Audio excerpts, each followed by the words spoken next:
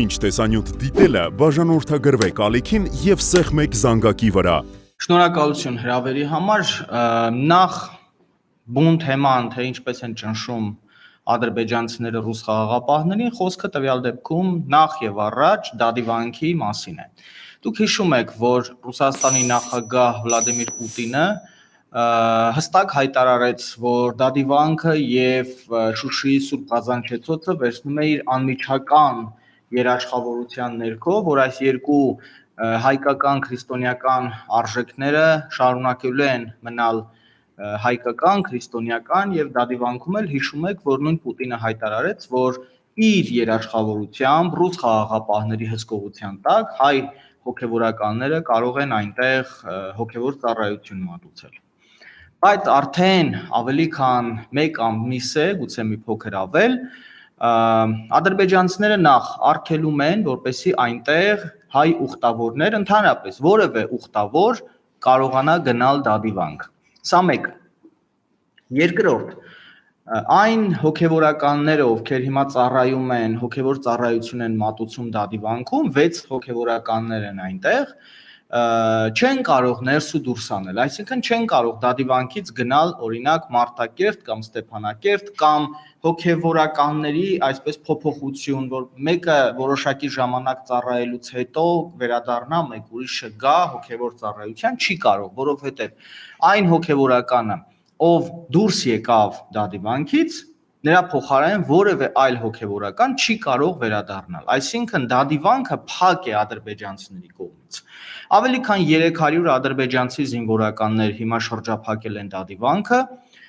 մոտ 30-35 ռուս խաղաղապահ է դադիվանքի մոտ ծառայություն իրականացնում եւ 6 հայ հոգեվորական։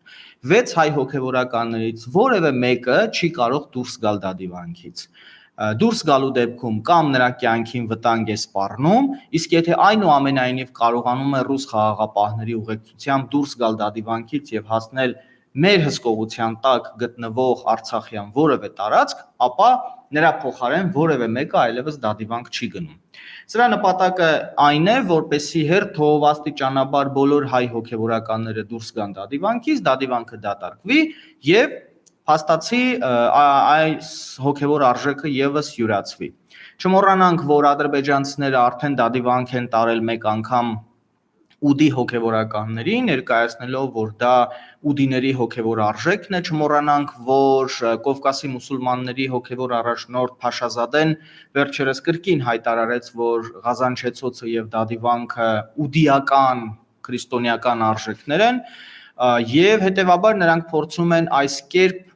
ուդիներին հանձնել նաև դադիվանքը, որից հետո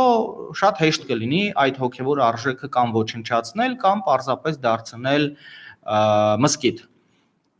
Ռուսները իմ տեղեկություններով եւ նաև որոշակի զրույցների արդյունքում նաև ռուսների հետ հասկացա, որ բազմիցս փորձել են, հիմա էլ են փորձում հարթել այս խնդիրը ադրբեջանական կողմի հետ, բայց Ադրբեջանը, այսպես ասենք, երկու ոտքը դրել է մեկ կոշիկի մեջ եւ ոչ որևէ դեպքում ոչ հայ ուխտավոր կարող է գնալ դադիվանք, ոչ էլ հայ հոգեվորական կարող է գնալ դադիվանքում հոգեվոր ծառայություն մատուցելու։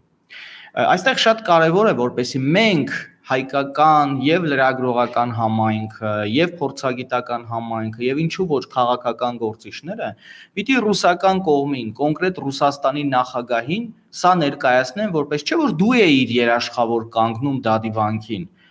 չէ որ դու ինքդ ես ասում, որ ես երաշխավորում եմ անձնապես, որպեսզի դադիվանքում հայ հոգեվորականները ծառայեն եւ հայերը կարողանան ուխտ կատարել դադիվանք։ Չի կատարվում, հաստատի չի կատարվում, դա Ադրբեջանը իր հերթական խոստումը խախտել է, դրժել է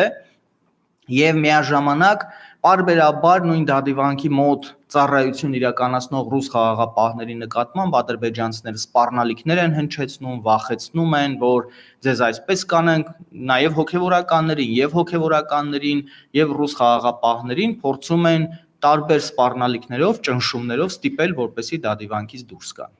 Սա դադիվանքի մասին։ Որևէ հաստող հայտարարություններ կամ գործողություններ չեն իրականացնում խաղաղապահները, ի վերջո իրենք հարաբերական անդորը պահպանելու համար են այնտեղ։ Քանի դեռ խնդիրը չի վերաճել ռազմական բախման, ռուս խաղաղապահները որևէ բան անելու իրավունք չունեն։ Նրանք լավագույն դեպքում առաջարկում են ադրբեջանցիներին, որ դուք խոստացել եք, դուք ունեք պայմանավորվածություն Ռուսաստանի իշխանության հետ, որ պետք է այստեղ հայ հոգևորականներ մատուցեն ծառայություն, հայ ուխտավորներ պիտի այցելեն Դադիվանք, բայց ադրբեջանցիները իրենց հատուկ լպիրշությամբ, ցինիկությամբ հստակ ասում են, այո, խոստացել ենք, հիմա էլ չենք խոստանում։ Վերջ, հարցը սրանով փակված է։ Իհարկե միշտ են իրենց համոզվածության, բայց ինչու են այսպես ակտիվացել։ Որովհետև մենք ենք չափից շատ пассив։ Եթե մենք թույլ ենք տալիս, որ ադրբեջանցիները դրժեն իրենց բոլոր խոստումները, եթե մենք տալիս ենք տարածքներ առանց սպասելու, որ պետք է օրինակ մեր գերիներին վերադարձնեն, եթե մենք տարածքներ ենք տալիս առանց սպասելու, որ պետք է Ադրբեջանը իր պարտավորություններն իրականացնի, եթե Ադրբեջանը մտնում է Հայաստանի Հանրապետության տարածք, Սյունիքի, Գեղարքունիքի մարզ եւ կրակում է այնտեղից իսկ հայ զինվորին արգելվում է կրակել, արգելվում է գերի վերցնել Ադրբեջանին, բնական է, որ նրանց մոտ առաջանում է այդ սանձարձակությունը։ Պարզ է, սա մարդկային, սա նաեւ կենթանական աշխարհին հատուկ երևույթ է։ Դու չես իհարկե դու չես անում, նա է անում։ Իսկ առանձին հատվածներում Արցախում ինչ վիճակ է, նորից այսպես փորձում են իրենց լիազորությունները տարածել ադրբեջանցիները, թե կոնկրետ կենտրոնացած են այս բանի Դադիվանքի հետ կապված, որովհետև շատ լավ գիտեն, թե մեզ համար ինչ արժանի է Դադիվանքը։ Չէ, միայն Դադիվանքը չէ, ընդհանրապես ադրբեջանցիները հիմա Արցախի տարբեր հատվածներում փորձում են այսպես իրենց ճնշման ազդեցությունը մեծացնել, վախեցնել տեղացիներին ինչ որ առումով, փորձում են հատկապես Կարմիր շուկայի ճանապարհը, Կարմիր շուկա Շուշի այդ հատվածում, երբ շաբաթը 3 անգամ դեռևս գնում են այդ հատվածում ռուս խաղաղապահների ուղեկցությամբ մինչև վերջերս շարունակում էին այդպես քշել մարդկանց վրա մեքենաները, երբ այդ շարասյունը անցնում էր, երբեմն շատ հաճախ տեղացիներին Կարմիր շուկայի, Թաղավարտի, Շոշի եւ մյուս բնակավայրերի բնակիչների մոտով անցնելիս, երբ մարդ էր դրսում լինում, այսպիսի նշան էին ցույց տալիս, իբր ձեզ բոլորիդ կսպանենք եւ այլն։ Մինչև այն պահը, երբ տեղացիները, հատկապես Կարմիր շուկայի բնակիչները որոշեցին պատասխանել։ Իսկ ինչպես պատասխանեցին, ինձ պատմեցին Կարմիր շուկայի բնակիչներից ոմանք, ես բառացիորեն 3 օր առաջ եմ վերադարձել, ճարտարում եղա Կարմիր շուկա, Թաղավարտ եւ այլն, ասում են մինչև այն պահը, երբ կանգնեցրինք ավտոշարասյունը, ադրբեջանական վարորդներից մի քանիսին իջեցրինք, ապտակեցինք, ծեծեցինք եւ ճանապարհեցինք, որ հաջորդ անգամ չփորձեք ձեր բախտը, այլապես սա կլինի շատ մեղմ պատասխան ձեզ։ Ինչից հետո ըստ տեղացիների ասում են հիմա երբ անցնում են, պարզապես գլուխը թեքում են, իբրև թե մեր կողմը չեն նայում, որպեսզի չլինի որևէ տեսակի թեկուզ հայացքներով այսպես արճակատում։ Այսինքն մենք հասկանում ենք, որ Ադրբեջանն է, նույն վախկոտ բորենի պահվածքն է, այլ հարց է, որ մենք ենք մեզ կներեք, բայց տղամարդավարի չենք պահում։ Եթե մենք, այսինքն մենք նկատի ունեմ իշխանության մակարդակով, իրեն այնքան իրավունք կամ համարձակություն վերապահի, որպեսզի համարժեք պատասխանի ադրբեջանական կողմին, ապա վստահ եղեք Ադրբեջանը իրեն թույլ չի տա որևէ նման գործողություն։ Նույնը Շուշիի մոտ վերջերս նույնիսկ ադրբեջանական կողմից իմ գալու օրը հրաձգություն էր, բայց ես ականատես չեմ եղել։ Նրանք պարբերաբար կրակում են, օդ են կրակում, երբեմն մի ժամանակ կրակում էին նաև դաշտում աշխատող տեղացիների վրա, հիմա դա էլ է դադարեցվել։ Ռուս խաղաղապահները մերոնց պահանջով մի քանի անգամ կոշտ են խոսել ադրբեջանցիների հետ, բայց եթե անկեղծ ասեմ, ես առանձնապես հույսեր չեմ կապում ռուս խաղաղապահների հետ։ Եթե հայ զինվորականը, պաշտպանության բանակը, հայ գյուղացին, արցախցին ինքը համարձակություն չի դրսևորում, ռուս խաղաղապահը երբեք չի կարող տեր կանգնել, չի կարող պահել մեր արժանապատվությունը եւ անվտանգությունը։ Ռուս խաղաղապահը պարզապես այնտեղ խորհրդանշական ներկայություն է ցուցաբերում, որպեսզի ադրբեջանցիները չհարձակվեն։ Այսօր առավոտյան անդրադարձություն եկա, որ հայ-ադրբեջանական սահմանի երասի հատվածում փոփոխություն է եղել, ինչի արդյունքում հայկական կողմը մեկ զոհ ունի, ադրբեջանական կողմը ևս կորուստներ ունի։ Ես չգիտեմ դուք հասել եք ծանոթանալ այս տեղեկությանը թե ոչ, պիտի խնդրեմ հասնասով եք կարծիք արտահայտել։ Շատ մանրամասներին չեմ տիրապետում, բայց այսպիսի իրադարձությունները, իրողությունները ավելի հաճախակի բնույթ են կրելու։ Այն հայերը, որոնց թվում է,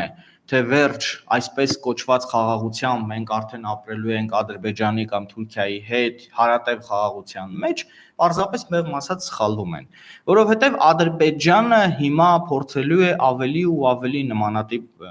այսպես սադրանքներ իրականացնել, ելնելով նրանից, որ միևնույն է, ես կրակում եմ, հայերը չեն պատասխանում։ Նրանք կփորձեն նաև առաջիկայում ռուսների նկատմամբ նմանատիպ սադրանքներ իրականացնել։ Ես օրինակ ականատես եղա, որ ռուսներին բառացիորեն սպառնում են ադրբեջանցիները։ Ռուս խաղաղապահներին սպառնում են շարքային զինվորականներին, հեռացեք, քանի դեռ կենթանի եք ասելով։ Ավելին, օրինակ Մարտակերտի այդ չարեկտարի հարևանությամբ, այստեղ չարեկտարն է, ընդամենը մի քանի մետր այն կողմ ադրբեջանական դիրքերն են, այսինքն Քարվաճառում։ Այնտեղ նրանք եւ հայերին, եւ ռուս խաղաղապահներին հստակ սպառնում են, որ նույնիսկ այսպիսի մի բառ են իրենք անդադ օգտագործում՝ «мы головорезы», մենք գլխակերներ ենք, հա, գլուխ կտրողներ ենք, եւ ռուս խաղաղապահներին եւ հայ դիրքապահներին պարբերաբար նման արտահայտություններ են հնչեցնում, իհարկե հոգեբանական ճնշում գործադրելով։ Պարոն դառնալով ընդհանրապես հա իրավիճակի հետ կապված չնայած մեկ այլ հարցերունի դեսպանների այցը Շուշի այս մասով ըստ էության հայկական կողմը գոնե արտգործնախարարության մակարդակով ինչ-որ բաներ պետք է արձագանքել, բայց փաստացի մենք շուտով կլինի 2 ամիս, որ արտգործնախարարություն չունենք, ինչ ունենք անելիք այս մասով, էլի, որքան կարող է այս իրավիճակը լինել, որքան կարող ենք մենք խաչ քաշել Արցախի, մենք ասելով նկատում ենք պետական նախագծով իշխանությունը խաչ քաշել Արցախի վրա եւ կարծես փակվել է այլևս Արցախի դուռը եւ մենք անելիք չունենք Արցախի հետ կապված, չնայած այնպես է որ Հայաստանի բնակված սահմանների հետ կապված է անելիք չկա պետական նախագծով, կամ չենք լսում։ Եթե գլոբալ պատասխանը Հայաստանի Հանրապետությունը խաչ է քաշել եւ խաչ է քաշելու Արցախի վրա այնքան ժամանակ, քանի դեռ իշխանությունը, կառավարությունը այսօրվա մարդկանց Նիկոլ Փաշինյանի եւ նրա գլխավորած խունտայի ձեռքում է։ Քանի դեռ նրանք են գլխավորում Հայաստանը, Հայաստանը խաչ է քաշելու Արցախի վրա։ Ինչ պետք է անենք մենք, խնդիրը այստեղ մեր ազգային ինքնության, ազգային մտածողության մարդկանց վրա է, այսպես ասենք, ամբողջ խաչը մենք ենք կրում եւ պիտի մենք շարունակենք կրել այնքան ժամանակ, քանի դեռ Հայաստանում իշխանությունը այս մարդկանց ձեռքում է։ Պարզ է, որ նրանք ընդհանրապես պատկերացնում են Արցախը Ադրբեջանի կազմում, Հայաստանը առանց Արցախի եւ նրանք դա չեն էլ թաքցնում, նրանք բազմիցս եւ մինչեւ Դե տեսեք, հենց հիմա, հենց այսօր, ընդամենը երևի մոտ 2 ժամ առաջ մի քանի արցախահայեր ինձ նամակ են գրել տարբեր տեղերից, մեկը Բերձորից, մեկը Շոշից, ինչ են գրում, ասում են, այդպես ոնց կլինի, ով տեղահանված է Արցախից, ով դուրս է գալիս Արցախից, գնում է օրինակ Հայաստանի Հանրապետությունում ապրելու, միջազգային կազմակերպությունները եւ Հայաստանի Հանրապետությունը այդ մարդկանց օգնություն է տրամադրում։ Եվ բավական խոշոր օգնություն տեղահանված արցախցիներին, անգամ այսօր տեղահանվող, այսինքն մարդ, որը չի ուզում այլևս Արցախում ապրել, Կարմիր խաչն է նրանց օգնում կամ այլ միջազգային կազմակերպություններ եւ Հայաստանի կառավարությունը։ Իսկ մարդիկ, ովքեր ապրում են Արցախում, այդ դժվարություններին դիմակայում են, այս մարդիկ ոչ մի օգնությունից չեն օգտվում Կարմիր խաչի կողմից։ Կարմիր խաչը, որը միջազգային մարդասիրական կազմակերպություն է։ Ինչու պիտի Կարմիր խաչը օրինակ տարբերություն դնի, դու ապրում ես Արցախում, թե ապրում ես Հայաստանի Հանրապետությունում։ Եթե Արցախից դուրս ես եկել, քեզ կօգնենք, եթե դուրս չես եկել, չենք օգնի։ Այսինքն հստակ է, չէ՞, որ խթանում են Արցախի հայաթափումը։ Եվ ինչ պիտի անենք մենք։ Մենք պիտի այդ մարդկանց օգնենք, մենք պիտի այդ մարդկանց տեր կանգնենք, մենք պիտի եթե պետք է դրամահավաք անենք,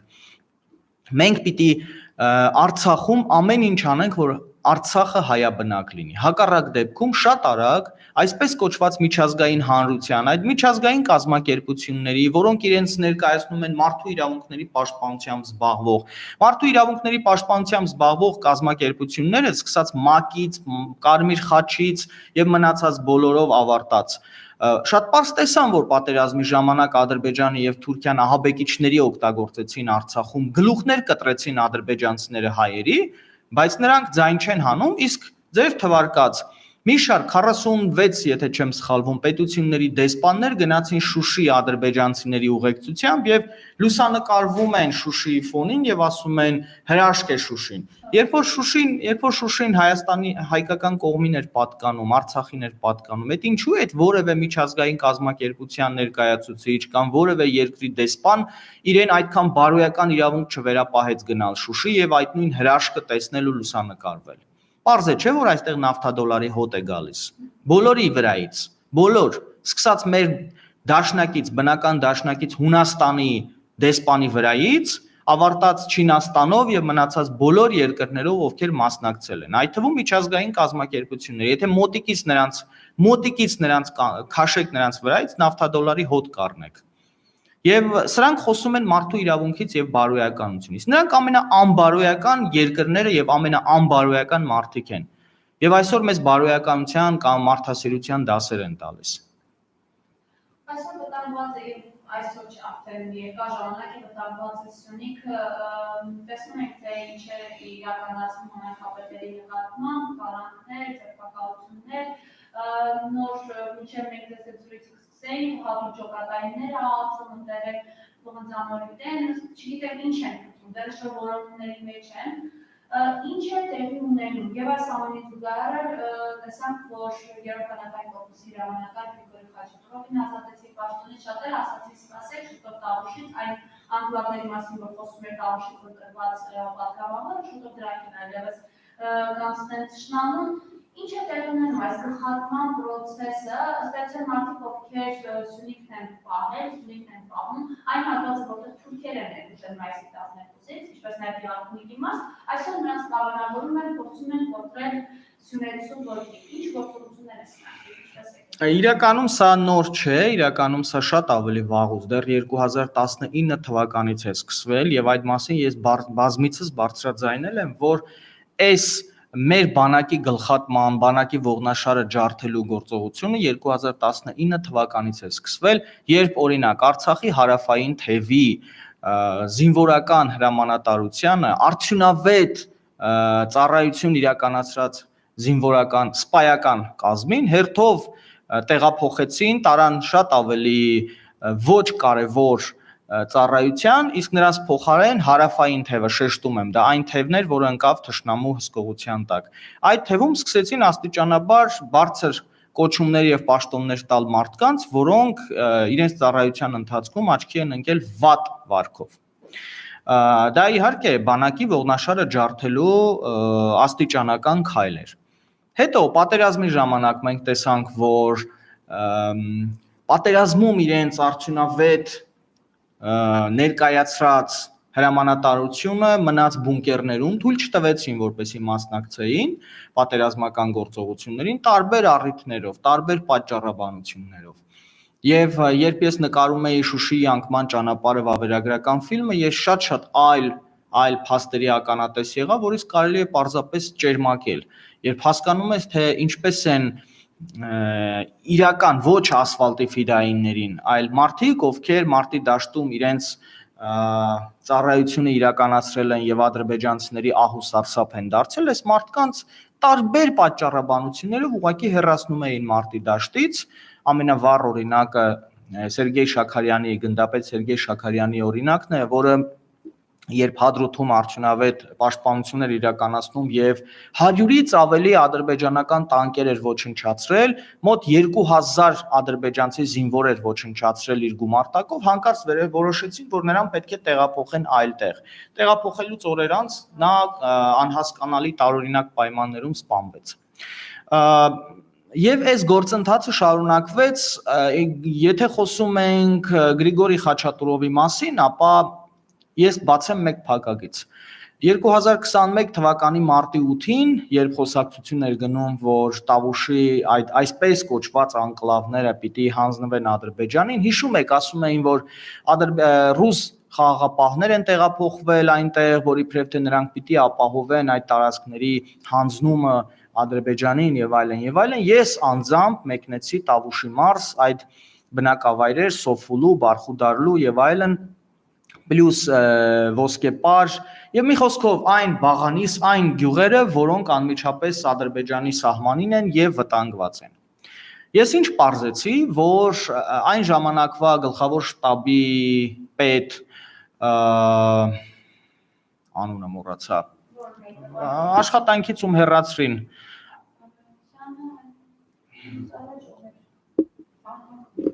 Չէ, այս վերջում որ Օնիկ Գասպարյանը ներողություն Այո, Օնիկ Գասպարյանի հրամանով եւ Գրիգորի Խաչատուրովի եւ Խաչատուրովի անմիջական աշխատանքի շնորհիվ այնտեղ կազմակերպվել էր պատշաճ պաշտպանություն, թեպետ ռազմական գործողություն չէր եղել, բայց Խաչատուրովը իր ձեռքի տակ եղած զինված ուժերի մասնակցությամբ այդ հատվածում սահմանների պաշտպանունակությունը մեծացրել էր եւ նաեւ իրենց անձնական նախաձեռնությամբ դիմել էին ռուսական կողմին, որ այստեղ պետք է ռուսական զորք տեղակայվի, քանի որ ադրբեջանական եւ թուրքական զորքը շատ մոտեցել էր Տավուշի սահմանին։ Հիշում եք, մարդիկ լուսանկարում էին, որ իբրև թե փողոցում տեսել են Տավուշի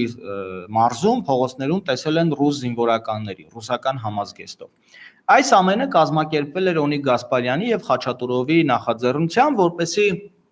ռուսական զորքը տեղակայվի Տավուշի մարզում, սահմանին եւ այդ կերպ գոնե նորից կրկնում եմ, որպես խորհրդանշական այսպես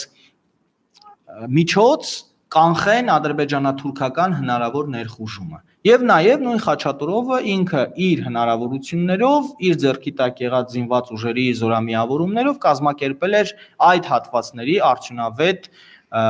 պաշտպանությունը։ Հետո մենք տեսանք, որ սկսվեց Խաչատուրովի նկատմամբ այդ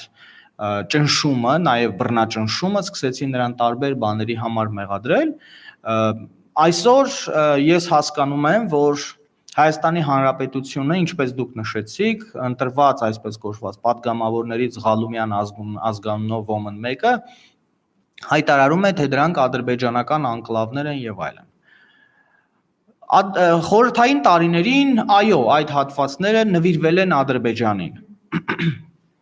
Բայց մենք չմոռանանք, թե Ադրբեջանը ինչու է հասել նրան, որպեսզի խորհրդային տարիներին այդ տարածքները հանձնվեն իրեն։ Որովհետև կրկնում եմ, ինչպես հարավային հատվածում, ինչպես այդ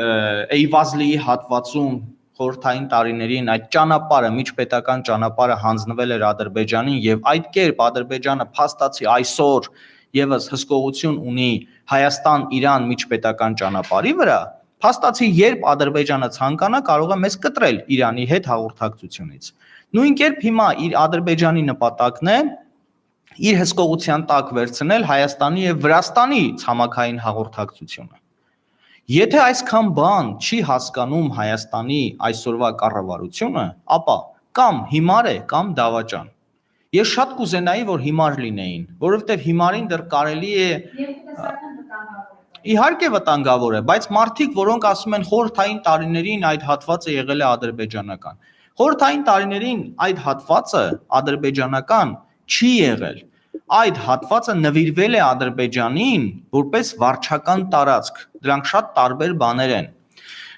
Մինչև 1933-ից 40 թվականները Քարվաճառը, Քաշաթաղը, Ղուբաթլուն, Կովսական այդ ամբողջ հատվածը եղել է Հայաստանի Հանրապետության տարածք։ Հայաստանի Հանրապետության։ Միջազգային իրավունքի տեսանկյունից Քարվաճառը եւ ամբողջ Քաշաթաղը պատկանում է Հայաստանի Հանրապետությանը։ Իսկ ինչ ենք անում մենք այդ առումով։ Նույնը նաև Տավուշի մարզի առումով։ Այդ հատվածները Ադրբեջանին պետք են, որպեսզի 4 տարի հետո մեզ վերջնական ծնկի բերի եւ ամբողջությամբ ոչնչացնեն հայոց պետականությունը։ Եթե այս մարդիկ այսքան կարճատես են, ես ընդամենը հստակ ասում եմ 2024 թվականի աշնանը տեղի է ունենալու նոր պատերազմ։ Եվ դա մեր ցանկությամբ չէ, դա Ադրբեջանը նախապատրաստվում է դրան։ Դուք ընդամենը պիտի, եթե տանը նստած մարդիկ միայն Facebook են նայում կամ Նիկոլ Փաշինյանի ելույթներն են հետևում, դա դեռ չի նշանակում, որ պատերազմ չի լինելու։ Դուք գնացեք եւ հետևեք նախ ադրբեջանական դիրքերը ինչպես են նրանք կահավորում, ինչպես են քարվաճառում զորքեր տեղակայում, քաշաթաղում, ինչպես են Ղուբաթլույում զորքեր տեղակայում, ինչպես են նույն Տավուշի մարզի սահմանին զորքեր տեղակայում, դուք կհասկանաք, որ Ադրբեջանը պատրաստվում է պատերազմի։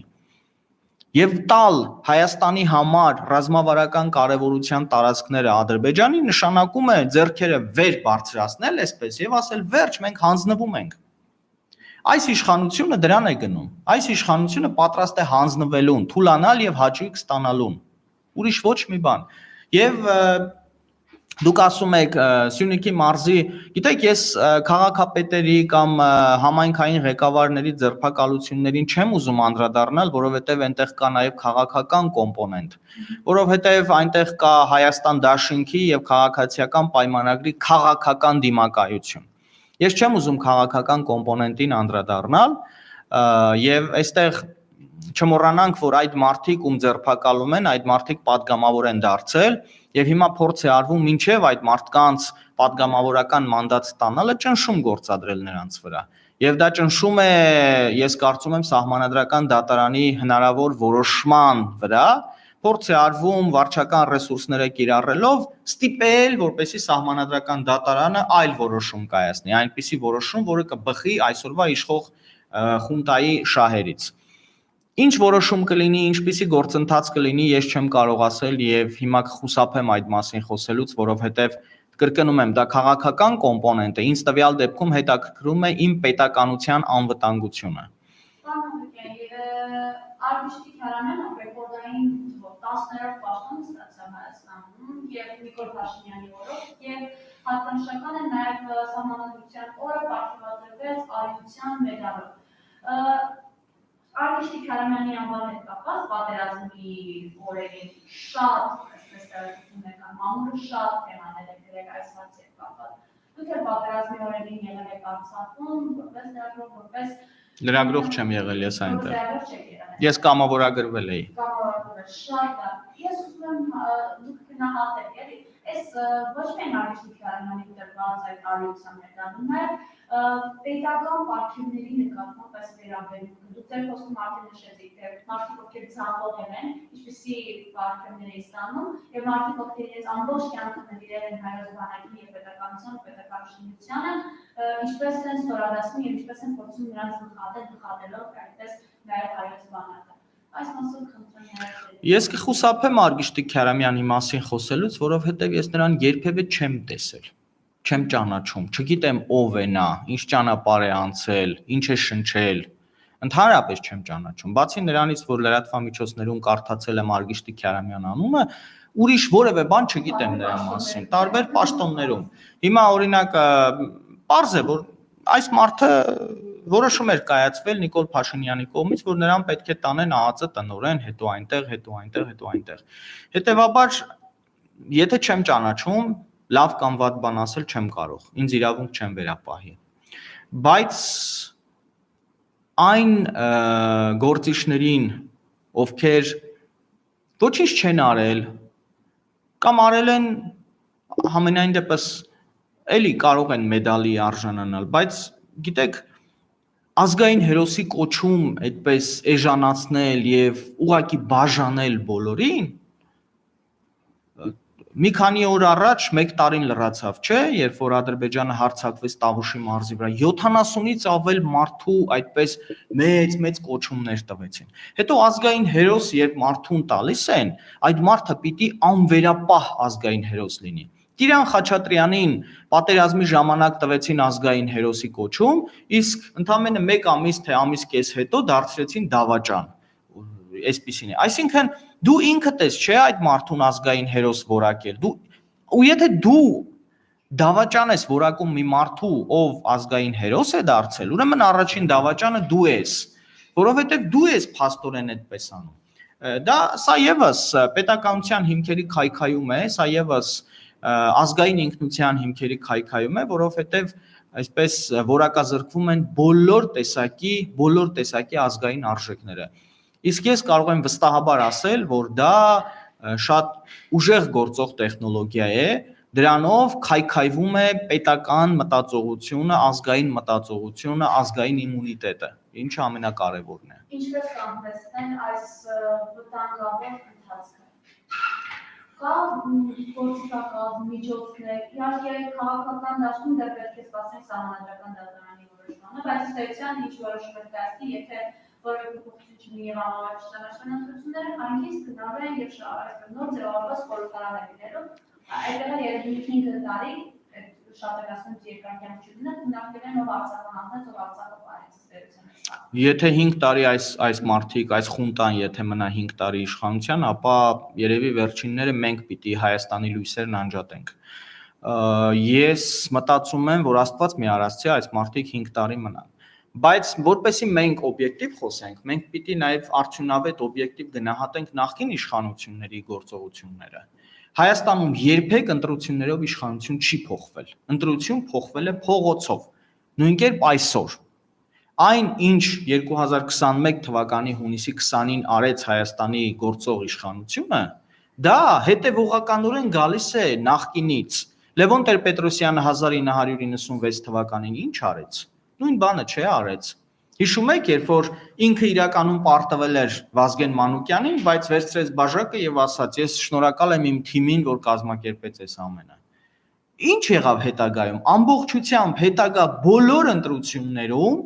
չի եղել օբյեկտիվ իրականություն, նույնն էլ 2021 թվականին։ Եվ հետեւաբար, ինչպես Հայաստանում 2018 թվականին փողոցով փոխվեց իշխանությունը, ես գրեթե չեմ կասկածում, որ հավանաբար 2022 թվականին փողոցով կփոխվի իշխանությունը։ Չեմ բացառում։ Այլապես մեր հաջորդ ղեկավարը լինելու է, ասենք, ինչ-որ Օղլու ազգանունով ինչ-որ մեկը։ Վստահ եղեք։ Թուրքիան այսօր շատ հստակ տնտեսական էքսպանսիա է սկսում Հայաստանի դեմ, եւ մենք շատ կարճ ժամանակում լինելու ենք նույն իրավիճակում, ինչ Վրաստանն է այսօր։ Եվ մենք պիտի կարողանանք ազգային ինքնության իմունիտետի արդյունավետ աշխատանք տանել, հանրությանը ներկայացնել, որ դու դառնում ես թուրք։ Գիտեք, վերջերս մի օլիգարխ ինձ հանդիպման էր հրավիրել, որը այսօր Նիկոլ Փաշինյանի կողքին կանգնած մարդկանցից մեկն է։ Եվ երբ ես նրան շատ պարզ ասացի այս ամենը, որ դուք հասկանում եք, որ դուք ինչ եք անում, ուր եք գնում, դուք պետությունը քայքայում եք, դուք այսօր թուրքականացնում եք երկիրը։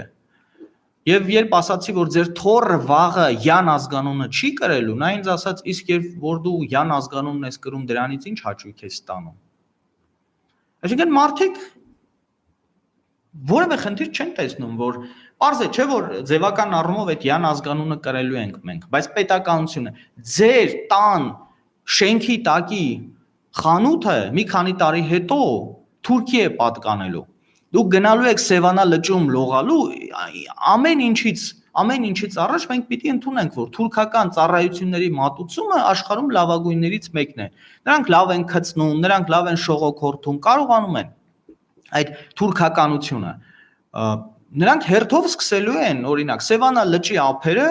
թեկուզ վարձակալությամբ վերցնել։ Ինձ այսօր պաշտոնյաներն ասում են, գիտես, չեն կարող գյուղատնտեսական կամ համայնքային նշանակության հողերը սեփականաշնորհել։ Լավ, չեն կարող։ Հետո օրենքը ինչ է ասում։ Օրենքն ասում է կարող են 99 տարով վարձակալել։ Այդ հող վարձակալել 99 տարով։ 99 տարի հետո Հայաստան է լինելու այս պայմաններում։ Երբ որ թուրքական ամբողջ բանը, այդ տնտեսությունը, կապիտալը մտավ Հայաստան։ Սևանա լիճը ամբողջությամբ ափերը վերցնեն, վարձակալեն ու սկսեն ծառայություն մատուցել թուրքերը։ Էլ չասեմ կրթական համակարգը, գյուլենականությունը կմտնի Հայաստան, գյուլենական դպրոցները այդ թվում Հայաստանում, ինչպես այսօր Վրաստանում, Ուկրաինայում եւ մյուս տեղերում են։ Ինչ է թե 6 միլիարդ դոլար փող են Հայաստան մտցնում։ Պարոն Օթիկյան, վստահ չեք, որ մեզանից շատ են թուրքացած հայերը, այն օլիգարխից սկսած, որը ձեր հայտարարությունն է արել, որ իր համար ինչ նշանակություն Յան ազգանունը տվեց, ինքը կարևոր առևտրային հարաբերություններ ունենա, իր բիզնեսները զարգանան եւ ինքը իր ամբողջ տնտեսական կյանքում մնա օլիգարխ, եւ ինչպես նաեւ իսկ այն մասը, որը չկարողանա համակերպվել, աննախադեպ է արտագաղթը արդեն թվերը աճում են, մենք տեսնում ենք, որ շատ երկրներ բացել են սահմանները եւ մարդկանց խոսքը մեր հայրենակիցների խոսքը ուղղակի չի դառնում։ Ես ավելի լավատես եմ իմ հայրենակիցների առումով։ Ես մտածում եմ, որ այնպես ինչպես աշխարհի ցանկացած կետում, այնպես էլ Հայաստանում 5-10% հիմար է։ այդ 5-ից 10%-ի մեջ են մտնում մարդիկ, որոնք շատ նորմալ են վերաբերվում Հայաստանի թուրքականացմանը, որոնք նորմալ են վերաբերվում, որ իրենց թոռը կարող է ոչ թե Յան ազգանունը կրել, այլ Օղլու ազգանունը։ Այդ 5-ից 10%-ի մեջ են մտնում մարդիկ, ովքեր ասում են, ոչինչ, ամեն ինչ Ղարաբաղն էլ տանք, մենակ թե մենք խոսելու իրավունք ունենանք։ Դրանք որպես կանոն նորմալ չափանիշ է, որ ամբողջ աշխարհում, գնացեք նույն Թուրքիայում, Ռուսաստանում, աշխարհի զարգացած երկրներում 5-ից 10%-ը որպես կանոն հիմար է։ Իսկ ընդհանրապես իշխանություն է։ Տեսեք, ես չեմ խոսում այն մարդկանց մասին, որոնք ընտրության ժամանակ քվեարկել են Նիկոլ Փաշինյանի օգտին։ Մարդիկ կարող են նաև մոլորվել։ Պարտադիր չի հիմար լինել, որ ընտրեն Նիկոլ Փաշինյանին։ Շատերը օրինակ ընտրեցին Նիկոլ Փաշինյանին, որովհետև ասում էին, միայն թե Քոչարյանը չգա։ Ոմանք ընտրեցին Նիկոլ Փաշինյանին, որովհետև մտածում էին, որ նախկինները Ղարաբաղը ծախեցին եւ գցեցին Նիկոլ Փաշինյանի գրպանը։ Սրանք բոլորը քարոզչական տեխնոլոգիաներ են։ Եվ չես կարող մեղադրել այդ մարդկանց։ Իսկ ինչ արեցին նախկին իշխանությունները, որպեսզի այդպես չլինի։ Այստեղ պետք է մեղադրել օրինակ նախկին իշխանություններին, որ արդյունավետ չաշխատեցին իրենց կառավարման ժամանակ, թույլ տալով, որ կոռուպցիան հասներ, չգիտեմ ինչ մակարդակի, եւ հետագայում ոչ արդյունավետ քարոզչության համար։ Եվ պարզ է, որ այն մարդիկ, ովքեր ընտրեցին Նիկոլ Փաշինյանին, մեծ մասամբ մոլորվել են։ Իսկ մոլորված մարդիկ մեզնից պակաս հայրենասեր չեն։ Նրանց պետք է ուղղակի ճշմարտությունը ցույց տալ, իրականությունը ցույց տալ։ Ազգային մենք չունենք ազգային իմունիտետ, չունենք ազգային ինքնության պատկերացում, մենք չունենք ազգային գաղափարախոսություն։ Երբ մենք հասկանանք, թե մենք ինչ ենք ուզում, 10 տարի հետո ուր ենք ուզում գնալ, որն է մեր հայրենիքը, մեր ապագան։ Հրյա կինը մինչև իսրայելական պետության ստեղծվելը իր երեխային լացելով մի այդպիսի ավանդույթ կա, ասում է իր երեխային լացելով ասում էր, որ դու պիտի մեծանաս ու ազատագրես քո երկիրը։ Երբ անցորդը հարց է տալիս քույրիկ հայրենիքդ նոր ես կորցրել, ասում է հա 2000 տարի առաջ։ Հիմա մենք ընդամենը 100 տարի առաջ Թուրքիան խլել է մեզնից մեր պատմական հայրենիքը, մենք արդեն համարում ենք, որ դա Թուրքիա է։ 3 առաջին օրը Արցախի մի մասը Ադրբեջանը գործարքով նվեր ստացավ, մենք արդեն համարում ենք, որ հայ-ադրբեջանական սահման։ Ինչ հայ-ադրբեջանական սահման։ Քարվաճառը Ադրբեջան է, Քաշաթաղը Ադրբեջան է։ Մենք պատրաստվում ենք այսօր Ադրբեջանի հետ այսպես կոչված խաղաղության պայմանագիր կնքել այն դեպքում, երբ դա Ադրբեջանի ու Թուրքիայի երազանքն է։ Եվ մենք համարում ենք, որ հայ-ադրբեջանական սահման։ Հայ-ադրբեջանական սահման գոյություն չունի։ Եթե այդպես է հայ-ադրբեջանական սահմանը Գեղարքունիքի մարզից մոտավորապես 150 կիլոմետր այն կողմ է։ Եվ մենք պատրաստվում ենք արդեն ասում ենք, հա դե լավ է, ոչինչ, ամեն ինչ տանք։ Դա մեզ մոտ ազգային գաղափարաբանության, ազգային արժեքային համակարգի, ազգային իմունիտետի բացակայության հետևանքով է։ Մի մոռացեք հետևել մեզ Facebook-ում, ինչպես նաև բաժանորդագրվել մեր YouTube-յան ալիքին։